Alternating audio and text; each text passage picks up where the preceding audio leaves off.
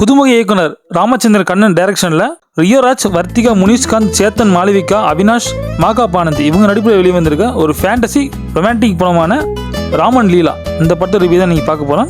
படத்தோட கதை சுருக்கம் என்னன்னு பார்த்தீங்கன்னா, படத்தோட கதாநாயகன் ராம் நிறைய பேர்த்து லவ் பண்ணுறாரு. ஆனால் அந்த லவ் எல்லாமே பிரேக்கப்பில் தான் முடியுது. கடைசியில் வீட்லேயும் பொண்ணு பார்க்குறாங்க.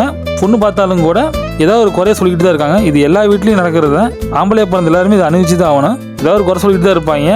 அதே மாதிரி தான் படத்தில் காமிக்கிறாங்க. அது கொஞ்சம் நல்லாவே இருந்துச்சு பார்க்குறதுக்கு. இப்படியே போயிட்டு இருக்கு ஒரு வாழ்க்கை. கல்யாணமே ஆகாமல் போயிட்டு இருக்கு. ஒரு நாள் ஒரு ட்ரெயினில் ட்ராவல் பண்ணிட்டு இருக்கப்போ கதாநாயகி லீலாவை சந்திக்கிறாரு. ரெண்டு பேர்த்துக்கும் லவ் ஏற்படுது. லவ் நல்லா போயிட்டு இருந்தாலும் கூட ஒரு கதாநாயகி ஒரு நிபந்தனையை வைக்கிறாங்க.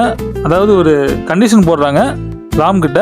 என்னன்னு பார்த்தீங்கன்னா, சாயந்தரம் 6 மணிக்கு மேலே நீங்கள் மீட் பண்ண முடியாது, நான் மீட் பண்ணவும் மாட்டேன் அப்படிங்கிற மாதிரி ஒரு கண்டிஷன் வைக்கிறாங்க.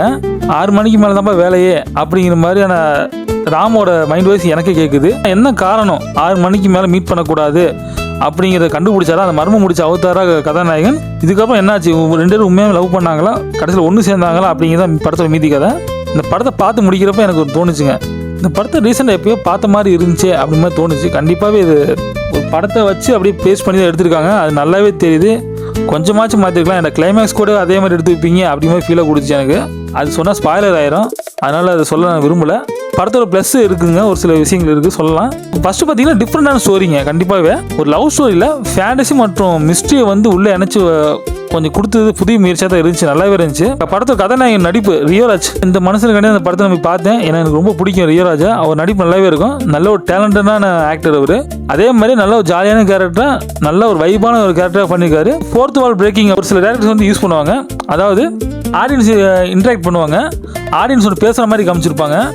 அது இந்த படம் நிறையாவே இடம்பெற்று இருந்துச்சு.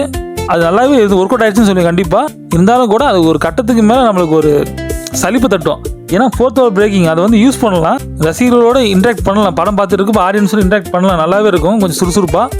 இருந்தாலுமே நம்ம படத்தோட கதைக்குள்ளே போயிட்டு இருப்போம். அந்த நேரத்தில் டக்குன்னு இன்ட்ராக்ட் பண்ணுவாங்க. அது படத்தோட கதைக்குள்ளே போனதுக்கு புண்ணியமே இல்லாமல் போயிடும். திரும்பி உள்ளே இணையறதுக்கு கொஞ்சம் கஷ்டப்படுவோம் நம்ம. ஃபோர்த் வால் பிரேக்கிங் அப்படிங்கிற ஆடியன்ஸை இன்ட்ராக்ட் பண்ணுறது கொஞ்சம் ஓவராக வச்சிட்டாரு. முனிஷ்காந்த் காமெடி ஒரு சில இடங்களில் நல்லா ஒர்க் அவுட் ஆகிருந்துச்சு. பட் இருந்தாலுமே கூட இன்னும் கொஞ்சம் பெட்டராக பண்ணியிருக்கலாம். செகண்ட் ஹாஃபில் வராரு அவர், அது கொஞ்சம் நல்லா யூஸ் பண்ணியிருக்கலாம். அது கொஞ்சம் தவறு விட்டாங்க. சர்ப்ரைஸ் எலமெண்ட்ஸ் பார்த்தீங்கன்னா, ட்ரெய்லரில் வைக்கப்படாத ஒரு சர்ப்ரைசிங் இருக்குது, கண்டிப்பாக இருக்குது. அது கொஞ்சம் சர்ப்ரைஸாக தான் இருந்துச்சு. அது நல்லா ஒரு ஆச்சரியத்தை ஏற்படுத்துச்சு. அது கொஞ்சம் நல்லாவே இருந்துச்சு படத்துக்கு. படத்தோட பின்னணி இசை அங்கித் மேனன், அவரோட பேக்ரவுண்ட் மியூசிக் ஓரளவுக்கு ஒர்க் அவுட் ஆகிருந்துச்சு. பட் இன்னும் கொஞ்சம் பெட்டராக பண்ணியிருக்கலாம். இருந்தாலும் டீசெண்டாக இருந்துச்சு. அப்புறம் சினிமாட்டோகிராஃபி மல்லிகார்ஜுன், அவரோட ஒரு சினிமாட்டோகிராஃபி உண்மையாலுமே சூப்பராக இருந்துச்சு. நல்லா கலர்ஃபுல்லாக ஃபென்டாஸ்டிக்காக இருந்துச்சு. நம்ம மூட ஸ்பாயில் பண்ணாமல் நல்லா கொண்டு போச்சு. அவரோட ஒர்க் நல்லாவே தெரிஞ்சிச்சு. படத்தோட மைனஸ் பார்த்தீங்கன்னா, ஃபஸ்ட்டு படத்தோட ஸ்டோரிங்க கொஞ்சம் மேம்பட்டு நல்லா பண்ணியிருக்கலாம். அதில் கொஞ்சம் கோட்டை விட்டாங்கன்னு சொல்லுவேன். கண்டிப்பாக கொஞ்சம் ஏதோ புதுசாக இணைச்சி பண்ணியிருக்கலாம். அது கொஞ்சம் நல்லா இருந்திருக்கும். ஏன்னா ரியோராஜ் நல்ல ஆக்டர், அவர் வச்சு கொஞ்சம் ஸ்பாய்லர் பண்ணாமல் நல்லா கொண்டு போயிருக்கலாம். அது கொஞ்சம் எனக்கு பேக்ட்ராப்பாக தெரிஞ்சிச்சு. படத்தில் லாஜிக் மீறல் அதிகமாக இருந்துச்சுங்க. இது ஒரு ஃபேண்டசி படம் தான். இருந்தாலுமே ஒரு அளவுக்கு மீறிச்சுன்னா படம் பார்க்குறதுக்கு நம்மளுக்கு சலிப்பு தட்டிடும் கண்டிப்பாகவே. அது கொஞ்சம் குறைச்சிருக்கலாம். அப்புறம் பார்த்தீங்கன்னா டபுள் மீனிங் ரொம்ப ஓவராக இருக்குது படத்தில். டபுள் மீனிங் டைலாக்ஸ் வைக்கலாம், ஒரு சில இடங்களை வச்சா நல்லா ரசிக்கப்படி இருக்கும். அதுவே படம் ஃபுல்லாக வச்சா கடுப்பாயிரும் மனுஷனுக்கு. எப்படி ஃபேமிலியோட பார்த்துட்டு இருக்கும்போது திடீர்னு ஒரு அன்ஈஸியான ஃபீல் ஆகும். அந்த மாதிரி இந்த படத்தில் ஆச்சு. அதனால் இந்த படத்தை நீங்கள் ஃபேமிலியோட பார்க்கணுமா அப்படிங்கிறத நீங்கள் முடிவு பண்ணிங்க. ஃபைனலாக என்ன சொல்கிறேன், இந்த படத்தை பார்க்கலாமா வேணாமான்னு கேட்டிங்கன்னா, முயற்சி பண்ணியிருக்காங்க.